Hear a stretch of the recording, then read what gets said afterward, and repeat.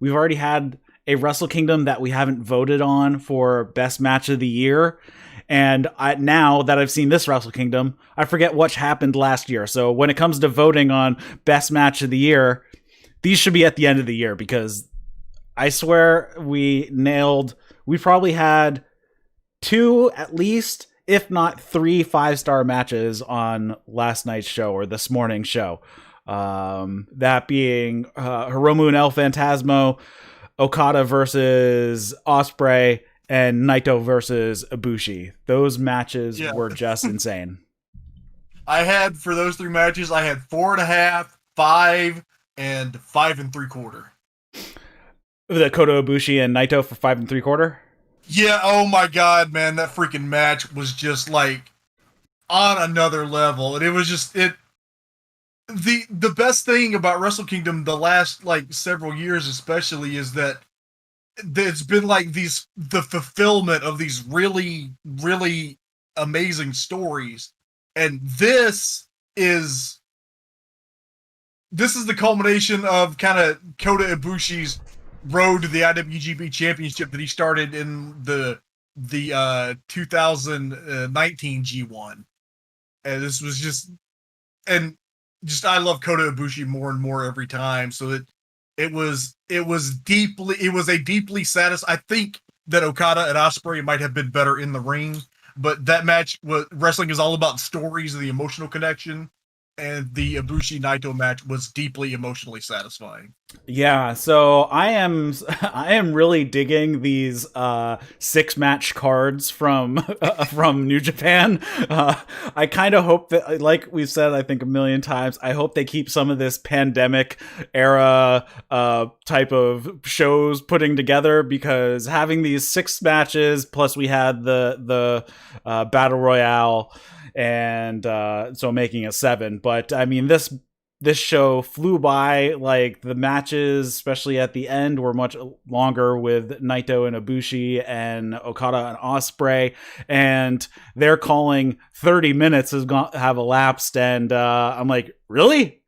Holy crap. And even like the commentary was the same way, like, wait, they just called the 15-minute call? I thought we've been here for like 5 minutes. And that's how like engaging these matches were. It was just amazing. Dude, I was so tired for like when the Ospreay Okada match started, and then about the 10-minute call, something happened, and I just like, it woke me up. And then the same thing happened with the main event, where I kind of started to fade, and then like I wasn't even writing any notes, and then about the time I realized, oh, I'm not writing any notes, and then it kicks in, and it's like, just these freaking, just epic freaking extravaganzas. Did you watch it live? Really, I did watch it live. Yeah. Okay, so I watched it when I woke up. Yeah, I forgot. I thought that I was off about the time, so I missed the Rambo live. So I had to go back and watch that right before we did this. But I watched the main card live.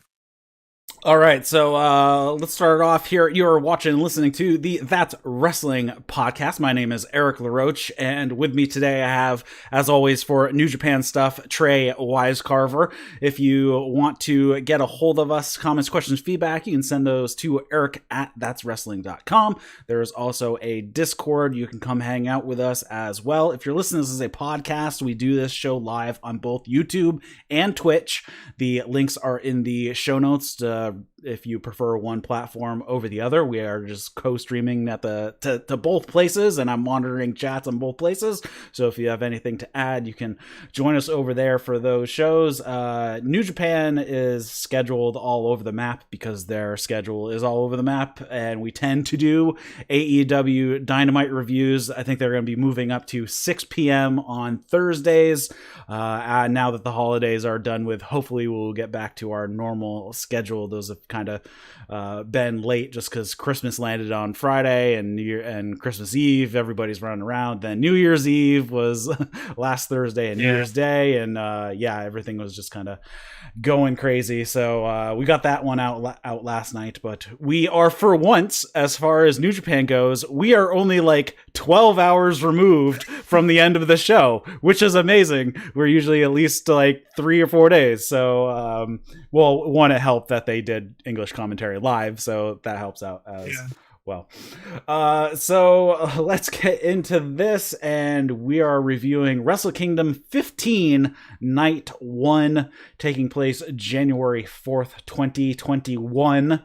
I wrote down 2020 in a zillion places over the past like 2 days when I'm taking notes and whatnot, but it is 2021.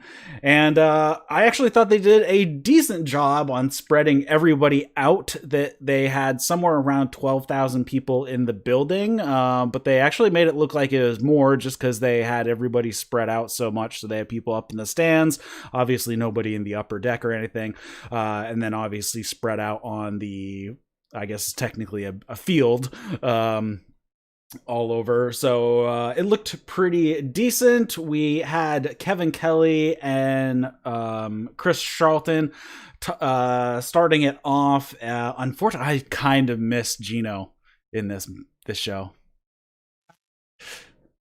We're all very fond of Gino over the best of the Super Junior and World Tag League. Yeah, definitely. And but we did have Rocky Romero eventually join us, but he was mysteriously absent for the first match, which was the New Japan Rambo, which this is essentially a eliminator match for going into tomorrow.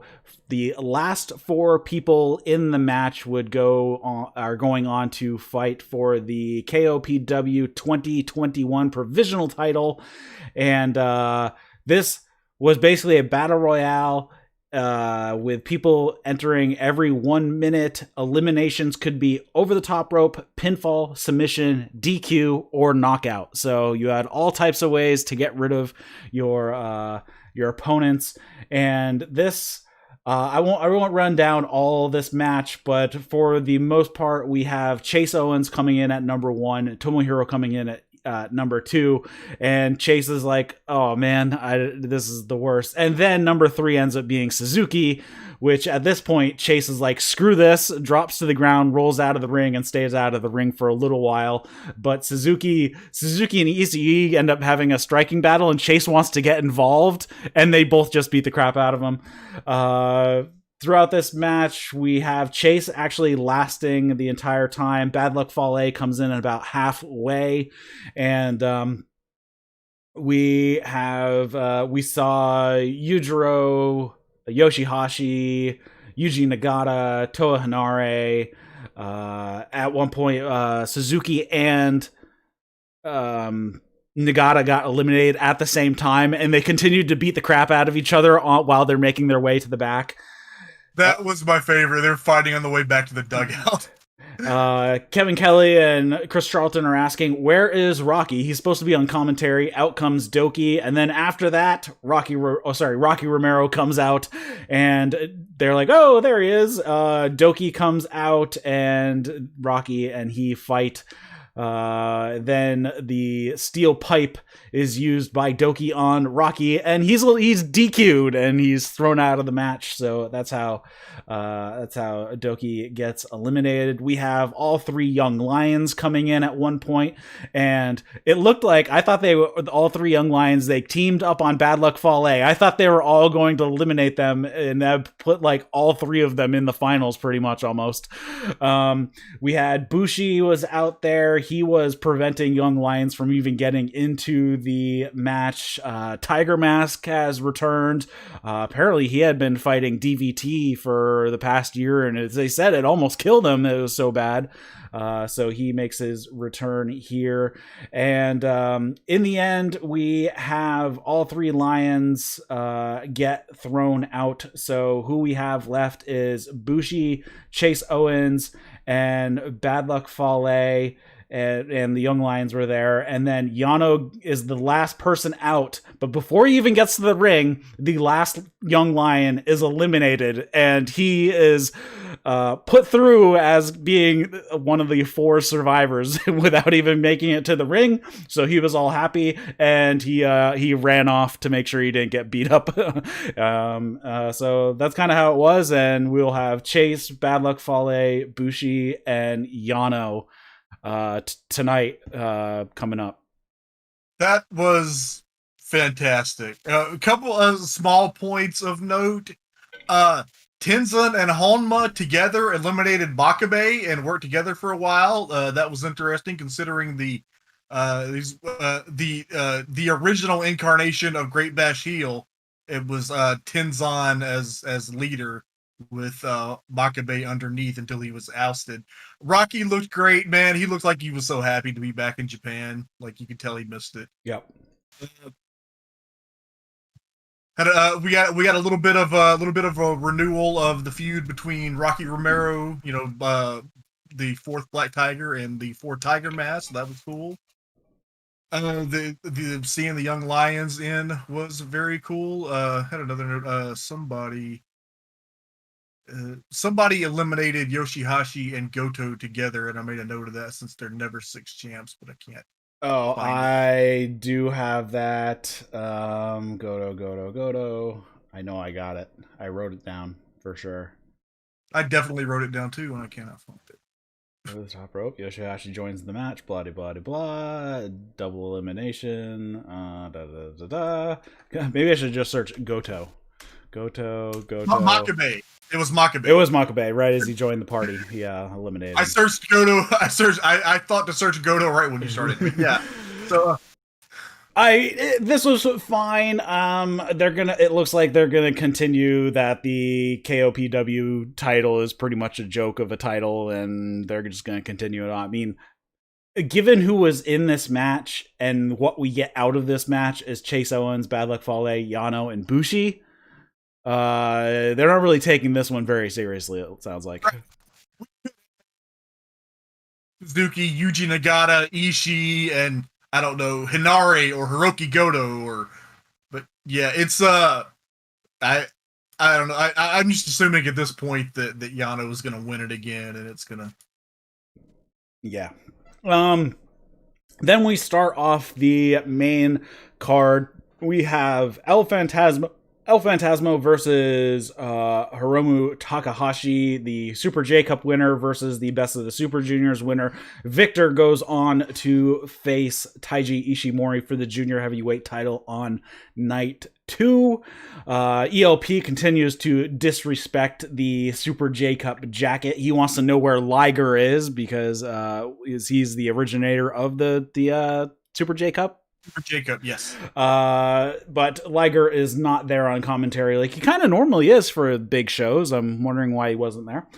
Hiromu hits while ELP is on the outside looking for Liger. Hiromu hits a shotgun dropkick off the apron to the floor, sending ELP through one of the barricades. Hiromu then hits a senton off the top rope to the floor. Back in the ring, we have the Death Valley driver into the turnbuckle. Hiromu tries for a sunset bomb, but he slips and can't hold on to it. ELP flips off the apron, lands on his feet. Hiromu's kind of bent over on all fours on the floor, so ELP uses his back as kind of a step up into the ring, and then he ends up hitting a sunset bomb of his own to the floor. Hiromu comes up selling his head, and actually he kind of whiplashed on the floor, so his head probably wasn't feeling that great. Anyways, then while it looked like Hiromu wasn't going to be counted out, ELP just rope walked out slowly to the middle of the ropes with no help and just does an Asai moonsault off the top rope to the floor. That was insane. That was absolutely insane. And this was everything that we have recapped so far was in the first 5 minutes of the match. Yeah. We were 5 minutes in, and this was already completely freaking insane. Yeah, I started to not write down as much as this. I'm like, oh, this is going to get way too long.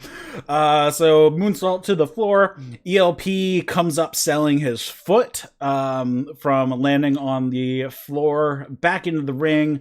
We have a lot of back and forth between the two of these guys. Hiromu hits a Falcon Arrow for a 2 count. ELP hits a Crazy move with Hiromu laying on the top rope, not on the top turnbuckle, but on the top rope, laying like running parallel with his spine, and he does like kind of Christopher Daniels Arabian moonsault kind of move, landing like the back of his thighs on Hiromu. Verbatim, that fucking senton on the top rope spot that I can't even explain. Then ELP works over Hiromu for quite a while for throughout this match. Hiromu later hits a code red off the top, then a dynamite plunger for a 2. ELP hits a crunchy for a 2. Hiromu keeps trying the time bomb. Oh, I mistyped. Working over Hiromu's hand. I dropped an N in there. So he's been working over Hiromu's hand, snapping the fingers, stomping on the hand, and all that stuff. Hiromu keeps trying for the time bomb, but his hand is just hurting too much to get a grip. ELP hits this massive splash off the top rope for a 2. He hits a Styles Clash for a 2 count. ELP fails an attempt at a one-winged angel. There was earlier on in the match he had signaled for Rise of the Terminator, but didn't actually go for it. Hiromu gets out of a CR2, and then when ELP tries it again, he turns it into a Rana, into a roll-up pin, and gets the victory. And Hiromu will go on to face Taiji Ishimori tomorrow for the junior heavyweight title. Post-match, they're playing it off like Hiromu has a broken hand out of this match. Yeah, this was absolute pure insanity. The little segment at the beginning of the show was not worth recapping with the Japanese Don King guy, but I do want to point out that the very first entrance music that you heard on this WrestleKingdom was Power Hall, Ricky Choshu's amazing legendary theme music. So that's a great start to any show. And when they started the broadcast, Rocky said it's January 4th, and you know what that means. Since I watched it later, I kind of skipped through all that stuff, so I didn't hear that. That's cool. Yeah. So and Kevin Kelly said that they were dedicating the broadcast to the memory of Brody Lee.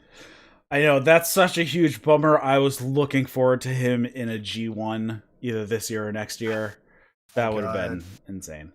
I was looking forward to so much with him, man. I'm sure you guys did a show recovering the tribute show when I don't know that I could have done it without. I've just been a really, really heavy week emotionally, man. But yeah, it's it really goes to show you, man, a guy that nobody in the wrestling business had anything but just wonderful things to say about.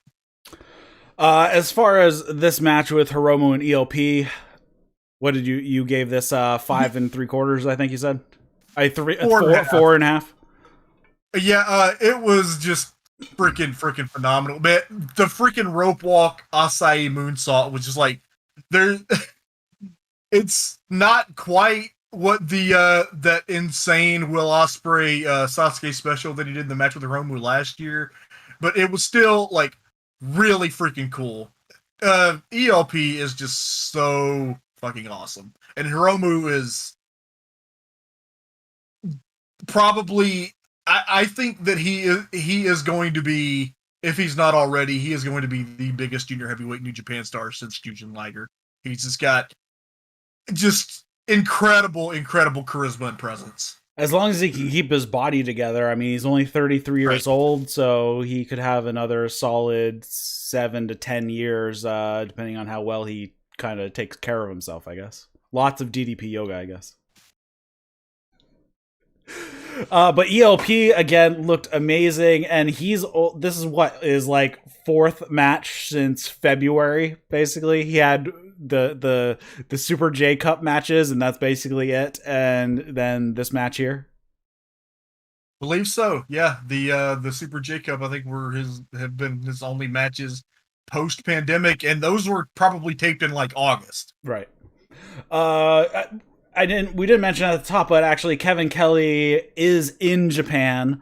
So He's and I was listening to him. He was talking with Meltzer a couple days ago previewing WrestleKingdom, and he said that he's actually staying in Japan until mid-February or so. So he'll be live for those shows at least in January and whatever early February shows if there are any. Unfortunately, he has to come back to the United States, though, in February to deal with some estate stuff from the death of his mom earlier this year. So that's why he had to come back. And he has a wife that's stuck in Pennsylvania. Yeah. Some new beginning shows at the end of January, then in late February. I was wrong, by the way. I had predicted Osaka Dome for February, but we are, in fact, getting back-to-back nights at Osaka Joe Hall. So those will be the big events in February. All right. Next up, we move to the IWGP Heavyweight Tag Team Championship match. It's mentioned on commentary that Guerillas of Destiny have never won in the Tokyo Dome. So this is Guerillas of Destiny, who won the World Tag League with Jado at ringside, versus the Dangerous Techers of Taichi and Zack Sabre Jr. with Doki coming out with them. Doki, man. Doki got to walk the aisle of the Tokyo Dome. Yep. Best year ever. God hilariously protests Doki's presence, even though they have Jado with them.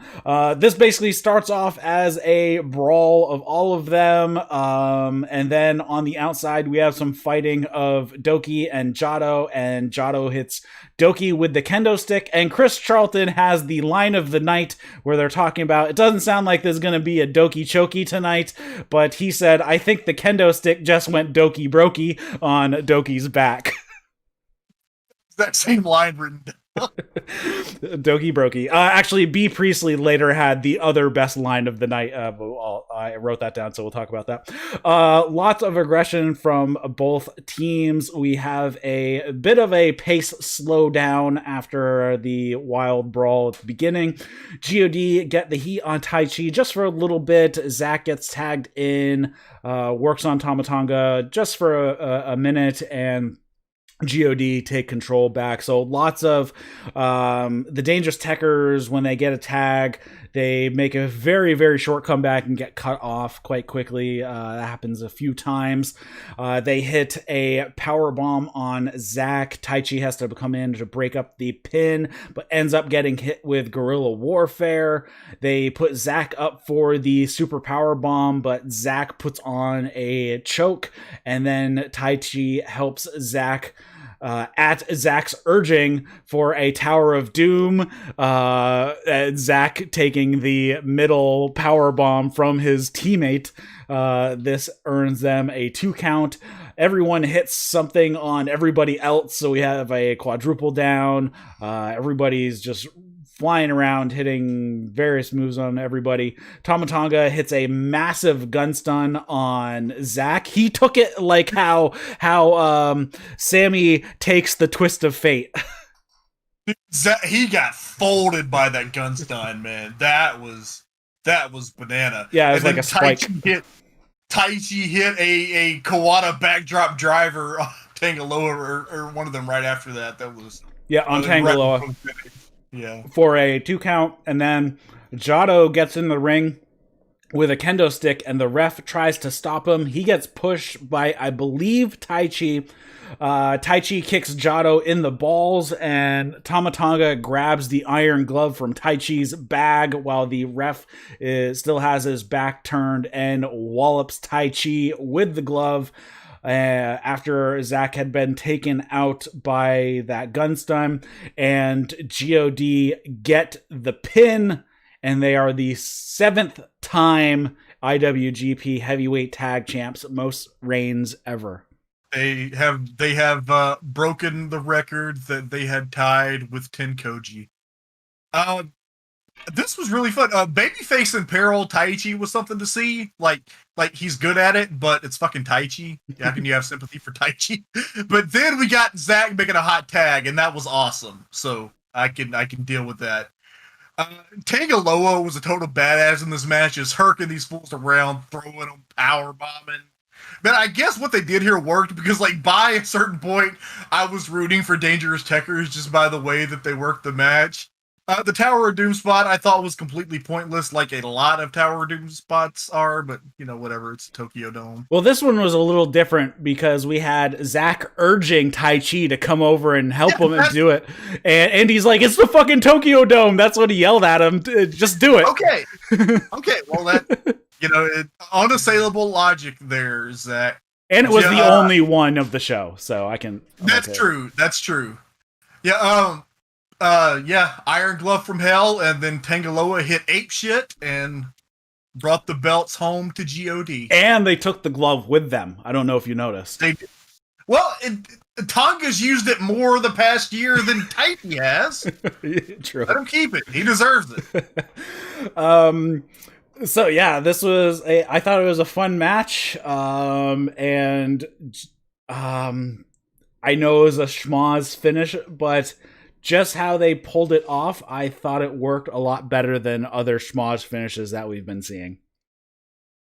Yeah, I really liked it. I was kind of sour on their match in World Tag League just because I don't really care for a walk and brawl, but I thought this was a very, very good match. Yeah, and surprisingly, Zack Sabre Jr.'s bits didn't end up as Zack Sabre Jr.-ish as you normally would. I think he more wrestled GOD style than kind of sticking to his normal style, which I think made an interesting dynamic because you usually don't see Zack work that style very much.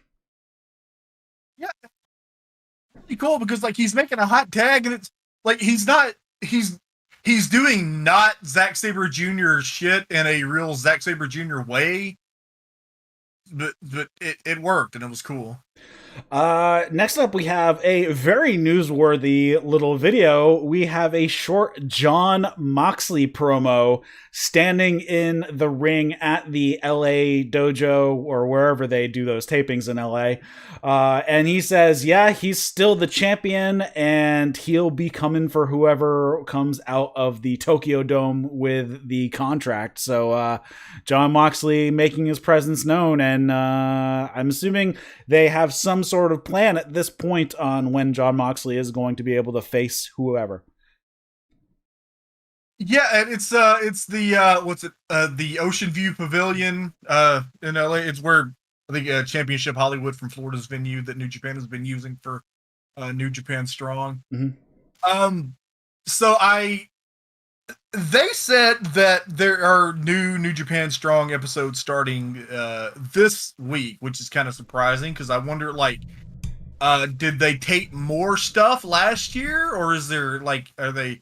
I don't know, but I assume, and I don't see what I mean. If Tony Khan is cool with Kenny Omega working an Impact pay-per-view, I don't see why Moxley can't wrestle Kenta on a taped closed set show in California. Right. So I would think I don't think that Moxley is going to go to Japan right now. If he did not go for WrestleKingdom, I don't think he's going to go to Japan until the pandemic is over, especially since he has a pregnant wife. So yeah.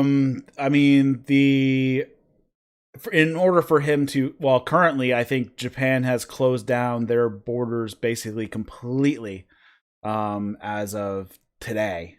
So they're not letting people in from any country.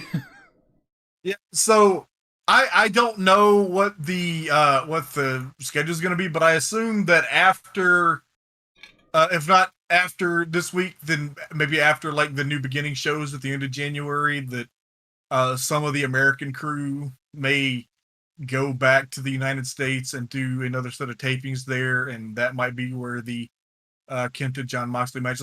I don't know. I'm just speculating wildly, but yeah, man, I'm into that match. Which, by the way, we gotta get to. It would be Moxley declaring that he will wrestle the winner of this match, which is for the shitty red briefcase, with Kenta defending against Satoshi Kojima. A replacement shitty red briefcase. This now doesn't have all the dents in it. I know. I was upset about that. We saw him get a replacement. When did he get the replacement?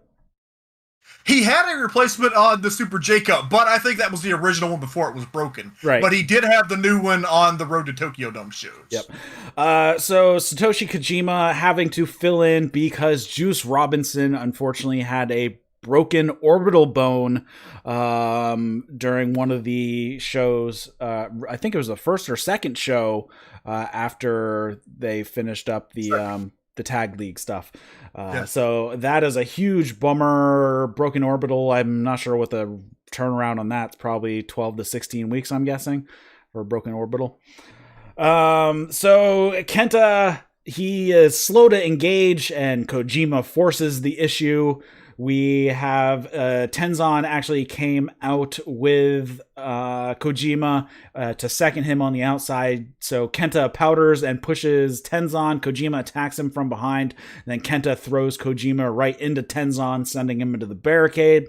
Decent amount of back and forth. Kenta tries to do something to Kojima on the apron. I'm not sure what it was, but then Kojima turns it in his favor, and he hits a DDT on the apron to Kenta. Back into the ring, though, Kenta hits a DDT of his own. Kojima hits a Koji cutter and goes for the lariat, but Kenta hits a power slam and rolls to the outside, grabs the briefcase. He takes a swing with the briefcase. Kojima swats it away. Kenta comes back. He ends up hitting a psycho knee for a 2 count, and then hitting a second psycho knee, then a GTS, and picks up the win. This was actually the shortest match on the card, but it was fine for what it was. Last minute fill in from Kojima. So it's Busaiku knee, Eric. It's Japanglish for bicycle. Boo-cycled knee.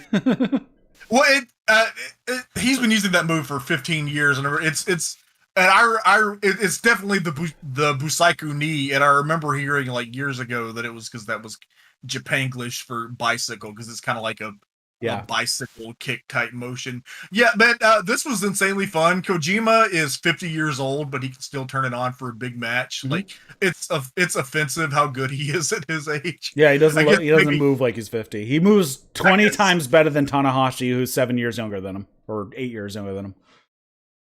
Apparently, there's something to eating a lot of bread. So I think we're gonna have to join Bread Club. As long as you burn it off from all the exercise, he must be. I bet he's probably like a long distance runner. He runs like 7 miles a day, and that's why he's in such good shape. He's incredible, and this was Kenta's first singles win at the Tokyo Dome since 2005, when he beat Yoshinobu Kanemaru for the GHC Junior Heavyweight title. Well, alrighty. Next up, we had a special match of Great O-Khan versus Hiroshi Tanahashi. No second for Khan, and but back to the MC Hammer Pants for Khan as well. So I guess he decided to forego the better look that he had during the World Tag League.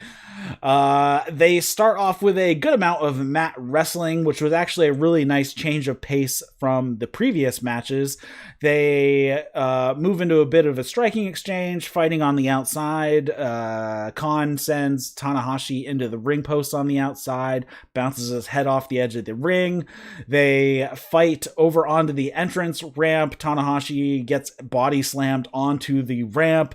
Yota Tsuji comes over because obviously he's out working the ringside area as the Young Lions do, but he is also Tanahashi's Young Lion, so he is encouraging Tanahashi back to the ring to answer the 20 count. While this was happening, Khan set a chair in the corner. It was folded up under the turnbuckle, but it was just laid down in the corner while the ref was counting the 20. Khan starts to work over the knee. He uses a knee bar. He stomps the knee. At one point he used it was almost a stretch muffler, but not quite. Tanahashi catches a kick, hits a dragon screw, and we have Khan hitting a reverse. It was basically like a reverse body slam where Tanahashi basically went face first instead of back first. We have some Mongolian screams. Khan hits a flatliner, and More work on the knee. Tanahashi hits a twist and shout swing blade for a 2. Tanahashi goes to the top, but Khan gets up and puts the claw on his face, brings him down into the middle of the ring. Tanahashi avoids what he can, and Khan ends up hitting a suplex, which I think was actually supposed to be an exploder, and Tanahashi barely made the rotation to not land directly on his head, but he kind of like face first into the mat. Khan hits a reverse suplex and grabs the chair that he had put over in the corner. He drops it in the middle of the ring. It looks like he's going to slam Tanahashi on it, but Tanahashi escapes the claw, hits a twist and shout. He picks up the chair. He's thinking about what to do. He tosses it out of the ring. Then Tanahashi hits a dragon suplex for a 2. Then Tanahashi hits a high fly flow to the back, high fly flow to the front, and gets the victory. Tanahashi remembered what John Moxley's dad said. We're the good guys. Tanahashi got the knee worked. I mean, we might as well stop saying Achilles heel and say Tanahashi's knee because it's such a trope at this point. Chris Charlton brought up a match that I remember well, especially since I just rewatched it the other day. Tanahashi against Keiji Muto at WrestleKingdom in 2009 when Tanahashi went after Muto's notoriously bad knees en route to becoming the IWGP champion, and that was the moment that he declared himself the ace of New Japan. So some nice little historical symmetry there. Tanahashi, I was kind of he broke out the dragon suplex, which was his finisher probably like 15 years ago, and I was kind of hoping like, yeah, just pin him with a dragon suplex, but no, he had to destroy his knees by hitting 2 fly flows. But it's Tanahashi and it's WrestleKingdom, and the right person won. Yeah, I agree, and yeah, this was definitely Tanahashi got a better singles match out of the Great Okan than Okada did. Yes, he definitely did. Again, Khan was there. He held up his end of the bargain, but that was about it. He didn't really add anything to the whole thing. It's just kind of he's there. He's serviceable, but still, I'm not seeing much potential here.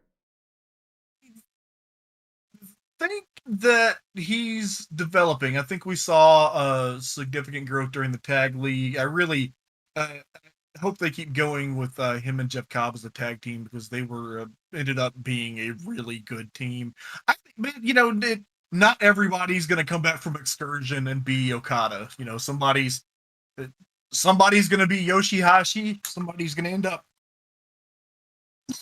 whoever else. Yeah, I mean, we've kind of had 2 kind of meh returns with Master Wato and Khan here, so Master Wato. But time will tell. We'll see if they develop some more now that they're back in Japan, but so far it's kind of lackluster, but we'll see how they continue on. Next up we have what was you put down as a 5-star. This was Will Ospreay with B Priestley versus Kazuchika Okada, and man, this match was insane. We start off with a really quick pace. Okada even hit a tope to the outside, which was, I have not seen him do that in like forever. B was yelling at Okada when he's getting back into the ring, and the line of the night from her was, "I'm a fucking lady. You treat me with respect." Ospreay pulls the padding up on the outside on the floor, and they tease some moves from both guys, but Ospreay ends up hitting a neck breaker over on a padded section. Okada hung over the edge of the apron, gets hit with a knee drop to the back of the neck. Red Shoes wouldn't count the pin, and Ospreay calls him the worst ref ever, which is a babyface comment in my eyes. Back suplex by Ospreay for a 2 count. Okada sends Ospreay sky high with a backdrop and then a flapjack. We see Ospreay hitting the Pit Cheerio, massive shotgun drop kick from Okada off the top rope. Back and forth we go. They fight their way out to the exposed floor once again, and it looks like Okada wants to pick up Ospreay for a tombstone, but he kind of lands his feet on the other side of the barricade on top of the timekeeper's table, and they kind of jockey for position, and then Ospreay picks up Okada and gives him a body slam through one of the tables, but of course this is a Japanese table, not one of these flimsy American tables, so it bends, but it does not shatter and break in half. Okada's back is all cut up, and Ospreay doesn't even he doesn't want the count out victory. He drags Okada back into the ring. We have them fighting up on the apron. Ospreay goes for an Os cutter, but Okada catches him, gives him a tombstone on the apron, and they both have to answer the 20 count. Okada immediately pulls Ospreay in for a short rainmaker when he comes back into the ring, hits a drop kick, and then puts on the money clip. Ospreay fights out. Okada hits a spinning tombstone back to the money clip. B gets up on the apron as they're getting to their feet. Okada's like, screw it, pushes Ospreay straight into her and knocking her off the apron. Back to the money clip. Ospreay struggles, gets his foot on the rope, and then Ospreay is slow to get up and throws just this weak forearm, and Okada throws a heavy one back at him. Ospreay paintbrushes Okada a couple times, and Okada just smiles at him. And Okada goes up to the top, and Ospreay stands up and fights his way up to the top. They throw forearms at each other, and then Ospreay gets knocked off, but he pops right back up and hits a running boot, and he climbs up, and we see a Spanish fly off the top to Okada for a 2. Okada blocks an Os cutter, but eats a rolling forearm, and then ends up eating an Os cutter anyways.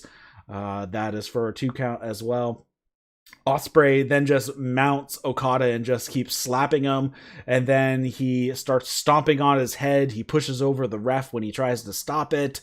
He hits a forearm to the back of the neck that drops Okada, and then Ospreay goes for a top rope Os cutter, but Okada hits a anti-air drop kick and takes him right out of the sky.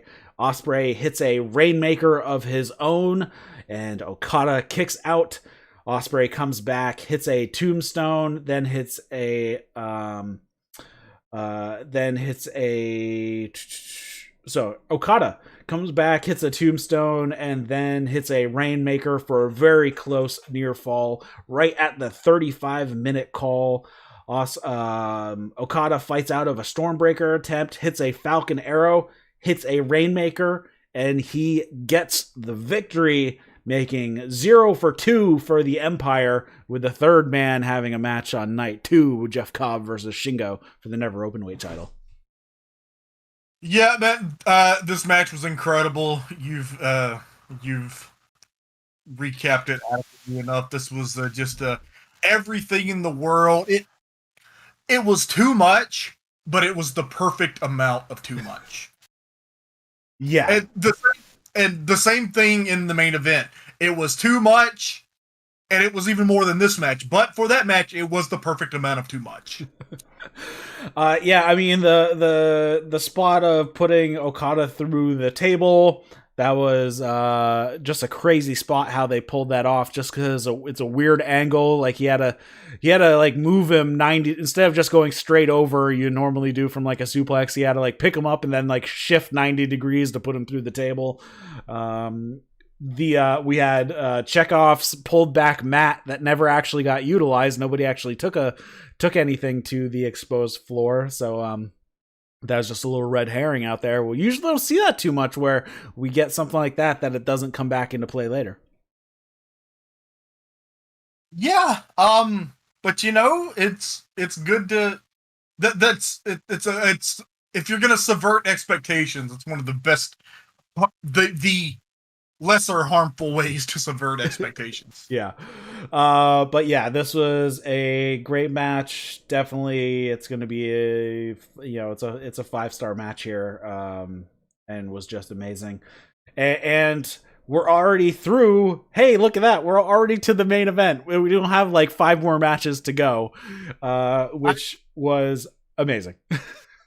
Looking at my notes for the main event, and it's mostly just a series of exclamations in all caps. Yeah, this main event was insane. We have Kota Ibushi taking on Tetsuya Naito for the IWGP Heavyweight and Intercontinental Championship match. They start off with some mat work. They fight to the outside on the entrance ramp. Naito hits an exploder on Ibushi, and just like the match with Khan and Tanahashi, Ibushi barely makes the rotation, not to land directly on his head, just slightly on his head. Naito starts to target the neck. Ibushi blocks a swinging DDT, hits a drop kick. Ibushi hits the standing moonsault for a 2 count. Naito goes for his wrecking ball dropkick spot, but Ibushi just wrecks him with a clothesline, and Naito just folds over on the apron. Back in the ring, neckbreaker to the floor from Naito, and then a hanging neckbreaker to the floor. Neckbreaker back in the ring. We have the head scissors crank on the neck. Ibushi blocks a Gloria attempt, and Ibushi hits a German suplex and hits this double stomp straight to the gut. Ibushi goes for a moonsault. Naito catches him back into the neck crank that he's kind of been working. More attacks to Ibushi's neck. Sidewalk slam for a 2 count. They fight on the outside. Ibushi looks like he wants to give Naito a power bomb, but Ibushi ends up eating a backdrop on the edge of the ring instead. And then Ibushi comes back and hits this flying head scissors off the apron to the floor. Naito racks the back of his leg on the barricade. This was just nuts, especially given, like, if he missed and didn't get caught onto Naito, he was like just floating in midair over the ground. Like, he had jumped out away from the apron. He was going to crash on the ground. That was insane. I say here, in all caps, fucking Frankensteiner Jesus. It was crazy. But Naito, they both seem to be okay. They fight up onto the he fights out of a second rope suplex back into the ring. It looked like he wanted to throw Ibushi to the floor, but that did not happen. Ibushi sets up onto the second rope. Naito climbs and ends up hitting a super poison Rana for a 2 count. Ibushi sets up. Let's see, where was that? Sets up for the Kamigoye, but when he pulls Naito in, Naito pops up and reverses it into a Destino, and Ibushi kicks out at 2. And then Naito goes for another Destino, and Ibushi turns it into a bastard driver, and they're both down at the 25-minute call. They start to throw forearms as they get to their knees and make their way to their feet. The crowd is like silent for a lot of this, and like their grunts just echo throughout the building and their strikes against the other person until the crowd starts to clap with each strike. This was just like the quiet just added so much more to that striking exchange. It was amazing. Eventually, Naito hits a wheel kick. Ibushi fires back with a lariat. Ibushi hits a last ride powerbomb, immediately hits a Kamigoye, and Naito kicks out. Ibushi goes to the top, misses a Phoenix Splash. Naito immediately hits a Destino. Ibushi barely gets his shoulder up. Both guys are running on fumes here. They're just running on autopilot. Naito pulls Ibushi to his feet, hits some short pull-in elbows. Ibushi hits a head kick, then hits another Kamigoye. Naito kicks out once again. Just before the 30-minute mark, Ibushi pulls down the knee pad, pulls Naito to his knees. Naito ends up hitting a step-up enziguri, goes for another Destino, but Ibushi gets out of it, does a pull-in high knee V-trigger type of deal, and then Naito falls to his knees. Ibushi hits the Kamigoye, and Ibushi gets the victory and is the new IWGP Heavyweight and Intercontinental Champion. I have to finish this one last part. After the match, Ibushi has no idea what's going on. He is like looking around and he sees Naito laid out, so he goes back to pin Naito again when Red Shoes taps on him, is explaining it to him that, dude, you already won, the match is over, and then you just see his face light up and he's like, really? And then he's just like happy as can be. Yeah, that was incredible, man. Holy shit. The second Kamigoye, I was just, oh my god, there's no way. No, it's gotta be it. And that kick out. I thought I bit on the second Destino, I bit on the Kamigoye, and all of this stuff happens for a reason. That was definitely a V-trigger. Yes. And I am certain that in their minds it is significant, and it will end up being significant someday. That he set up the winning Kamigoye with a V-trigger. I was thinking when I saw that happen, and after the show was over, I was thinking, belt collector Kenny Omega. I want Kenny Omega to be AEW, Impact, and IWGP Heavyweight Champion all at the same time. No love at all for the AAA Mega title? Oh yeah, and that too. Man, Kota Ibushi is just the fucking greatest. And my god, the referee has the belts and Naito yanks him away and he goes and just holds him out. Oh, it was a beautiful moment in professional wrestling. And has there ever, the answer is no, has there ever been a better babyface than Kota Ibushi? No, he is like pure babyface through and through. His style is pure babyface.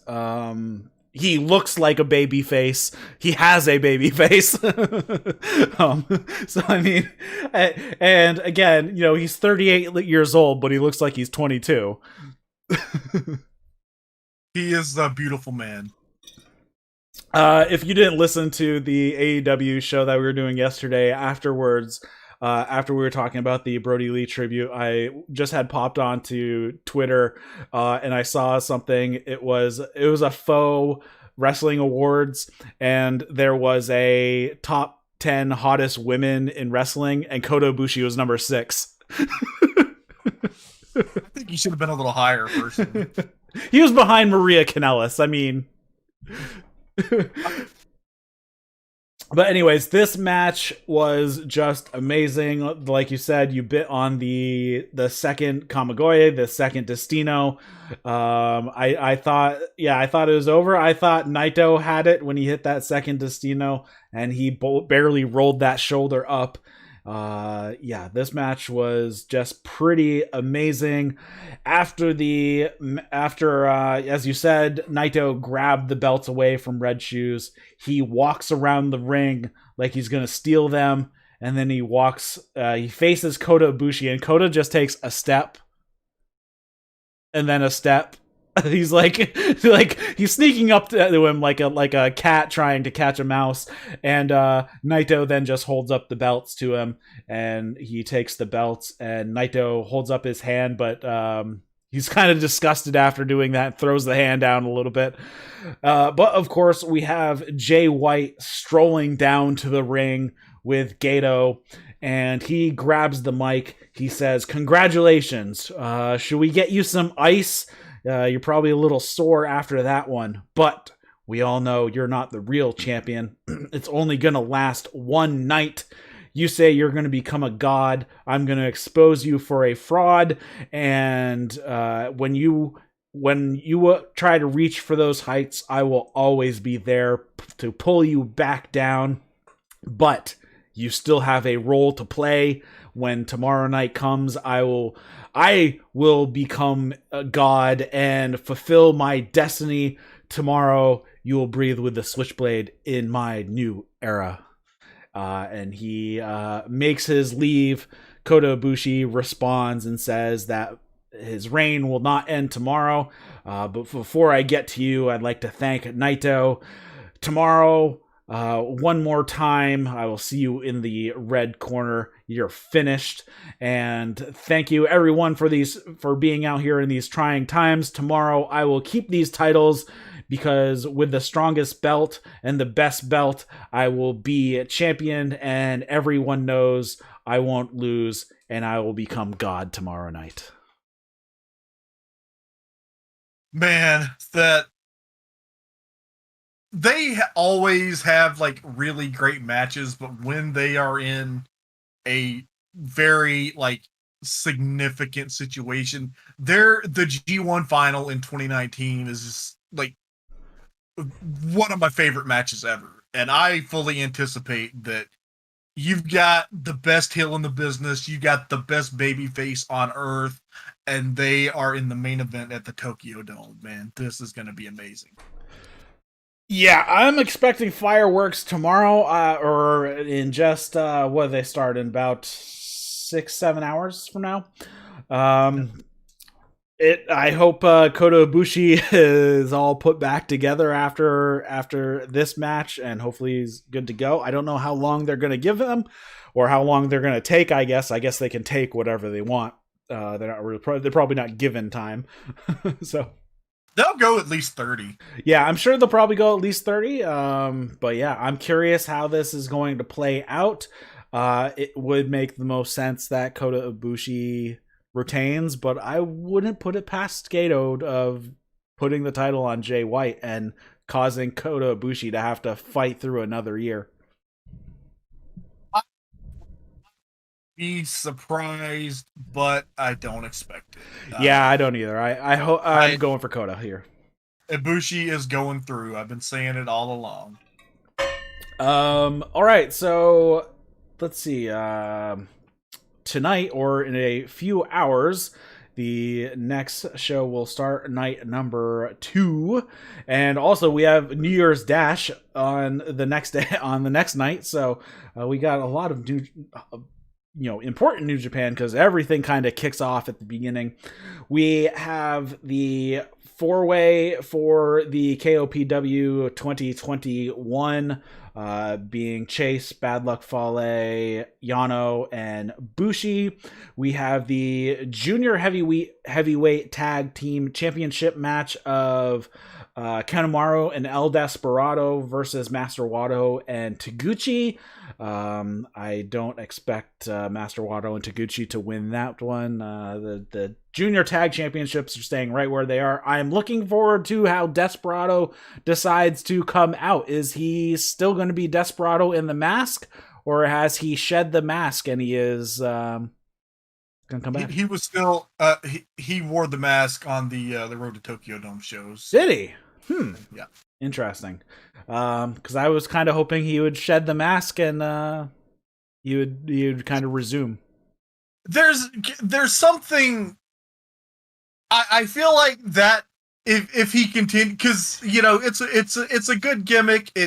He's comfortable with it, and I think if he remains El Desperado, that one moment is going to make the 2020 Best of the Super Junior final an even more special event.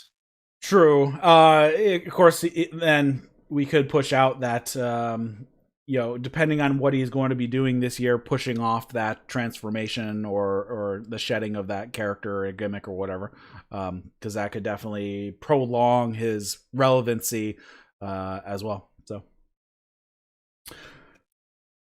next up, sorry, what was that? Go ahead. I was about to say the BMF Championship. Yes, the Never Openweight Championship match, Shingo Takagi versus the third member of the Empire. Are they going to go 0 for 3, or is Jeff Cobb going to squeak out the win here and at least bring some gold to the Empire?